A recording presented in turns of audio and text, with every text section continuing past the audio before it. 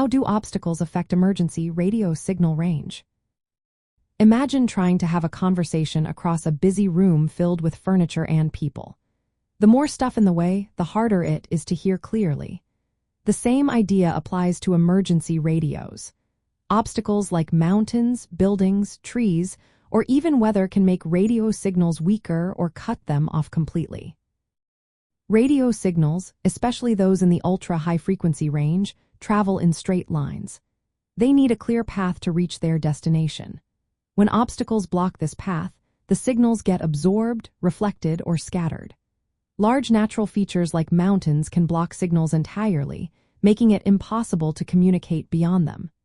Dense forests and thick shrubbery absorb and scatter radio waves, reducing how far the signal can go. In cities, buildings made of concrete, brick, metal, or glass reflected radio waves. These reflections can cause dead zones or shadow areas where the signal is very weak or lost altogether. Inside buildings, walls and structural materials further weaken the signal. Even smaller obstacles like vehicles, shelves, or groups of people can absorb or scatter radio waves, lowering the signal's strength. Weather conditions such as rain, fog, snow, or high humidity can also absorb or scatter signals, making them less effective. Understanding how obstacles impact radio range is key when choosing an emergency radio.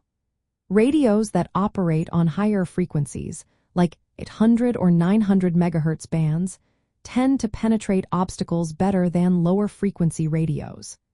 These are often used by public safety agencies and can improve communication in tough environments. In large or complex buildings like hospitals or airports, installing emergency radio repeater and communication systems or distributed antenna systems can help. These systems amplify and spread radio signals throughout the building, reaching basements, stairwells, and other hard-to-reach areas.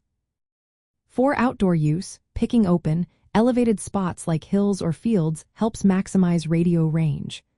Avoid valleys, dense forests, or crowded urban areas when possible. Testing your radios in the actual environment where you'll need them is also a smart move. It helps identify weak spots or dead zones caused by obstacles, so you can adjust your setup or plan accordingly. In short, obstacles can block, absorb, or reflected radio signals, making communication during emergencies more difficult. Choosing the right radio, understanding your environment, and using signal boosting tools can keep your communication lines open when it matters most.